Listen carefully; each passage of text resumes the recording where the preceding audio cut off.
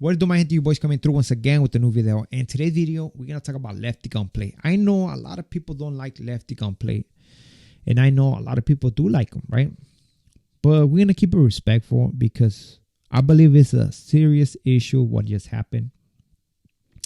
And what I'm about to tell you. But for those who don't know, Lefty Gunplay, I'm pretty sure a lot of people know, but Lefty Gunplay got arrested last night.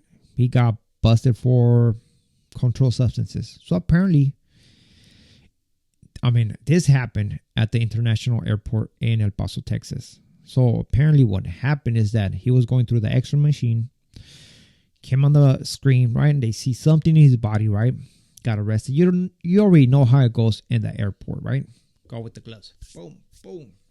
So I'm pretty sure he had to give in the stuff. If not, somebody was going to dig for it. I think so. I don't know. Man, I'm just saying, right? So he got busted for it. That's sad. People are saying it was a big amount. People are saying it was a little amount. I think it was just a personal use. But I don't know what he considers to be personal use, man. I'm just going to put it that way, right? So as many of us know, he has issues, right? He has admitted that he has issues, but he's not willing to address them, right? Because he's still content with his lifestyle. Even though that he's willing to risk his career, his health, and we see it right here. His freedom, right? Shit, don't tell me about that, man, because don't play with my freedom, man. I do appreciate that with everything. Now, the thing about this is that, man, this guy's blessed. He's blessed of having a career, doing what he loves to do, making money, man. And nobody can say nothing about it because you can say that, you know what, he don't know how to rap. You can say that he does, but that don't matter because at the end of the day, he's booking shows and making money off of that. And man, who wouldn't like to be in that position? Basically doing something you like, being effortless, but still make money off of that. I'm pretty sure a lot of you guys, shit, don't tell me twice, man. I'll quit the donut shop ASAP. But man, the thing that trips me out is that there's a lot of kids that look up to Lefty Gunplay, man. And to see your idol, let's just put it that way, his idol getting arrested for that, that's he's throwing a bad example to our youth, man. And I say to our youth, man, to the brown people. Because I know Lefty Gunplay, he's lost in his little mundo and shit, you know? He's lost in his little mundo. He just thinks for himself and what he's doing at the time. But he's not seeing the big picture that he's basically an influence. He's an influence to the youth and stuff like that. And a lot of people pay attention to him. And it is sad to see him actually be in these situations, man, right? Now, come on. Tell me how many of you guys, man, don't know somebody who's dealing with addiction. Everybody has come across somebody, or we know somebody. Could be a family member, a friend, somebody that is dealing with drug addiction. Tell me how many of these so-called content creators are under the influence or have issues with addiction, or maybe had or dealt with addiction in their past. I'm pretty sure a lot of them. And then if you tell me that you don't know nobody in your family or friends or anybody who's, has issues with addiction, man, you're very naive, man. Because trust me, somebody has issues. Now, the difference is this. There's functional addicts and dysfunctional addicts, right? So a functional addict is somebody who can get high, but still do his day-to-day routine, right? He goes to work, he eats, attends family functions. You can't even tell that this guy's under the influence, right? Because he's not acting up. He doesn't get out of character, which a lot of people do get out of character. And you got your dysfunctional addicts who get out of character.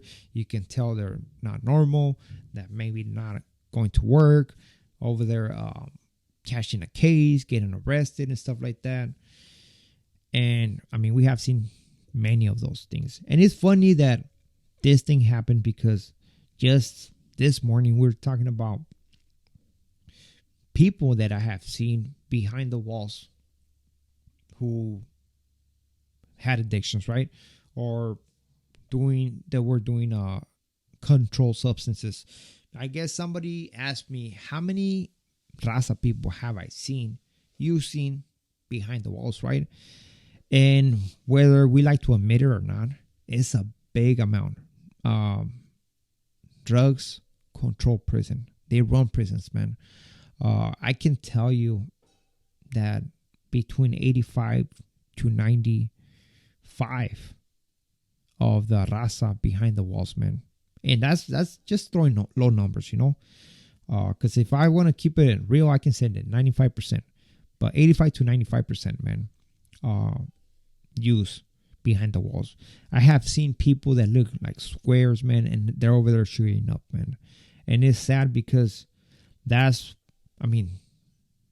what runs prisons, you know. Dope.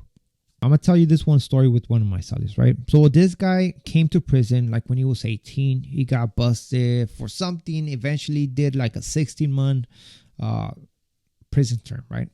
Usually they end up doing like 8 months out of that stuff, right? 16 months with half. Basically hit reception, maybe the main line, and that's it. So this vato at 18 got stuck on using shit behind the walls, right? Shooting up. Got out. Of course, came the second time.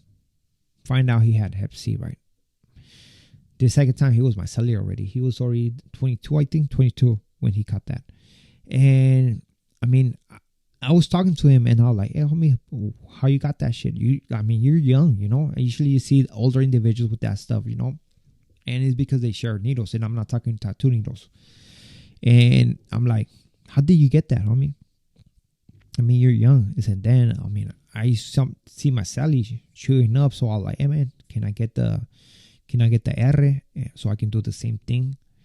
And the vato got it, right? He got it. He thought that his Sally was going to be nice with him, telling, hey, homie, I got this, man, be careful, or let me clean it up before you do that. Nah, his Sally just gave it to him, and this dummy, right, shoot it up, caught Hep C, just because. And I have seen a lot of people in prison, man, who has Hep C because of the same reason. You know, people want to say, oh, tattoo needles and stuff like that. No, homie, a lot of people get Hep C not because tattoo needles.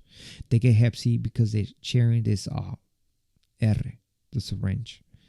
You know, come on, tattoo needles. Let's just be honest. Not a lot of people are gonna be sharing those needles like that, but they're gonna be sharing that R because you cannot come across those that easy. And yes, addiction is a big problem. And a lot of people, I mean, they don't want to speak about this, right? In a sense, because people can look at them differently, but it's a problem. It's a problem that we have to address. And like Lefty Gunplay, he admits to it, but the next step is to actually to address it, right? To address it and trying to become something better, you know, because living like this is not going to take him nowhere. And I mean, hopefully he gets it. But I don't think he's gonna get it, man. He has to hit actually rock bottom, and I don't know how, and I don't know what it's gonna take for him to actually hit rock bottom, right? Because right now he thinks he's on the top, and nobody's gonna stop him, right? Which the guy is famous. It's famous in his own way, right? So with this being said, we are out to next video. Hopefully you like this video. To next one. Saludos a todos. And stay away from that stuff, man. Trust me. Just stay away from that stuff. It's not good. It takes your money. It takes your health. It takes your family, man. And it takes your freedom. Gracias.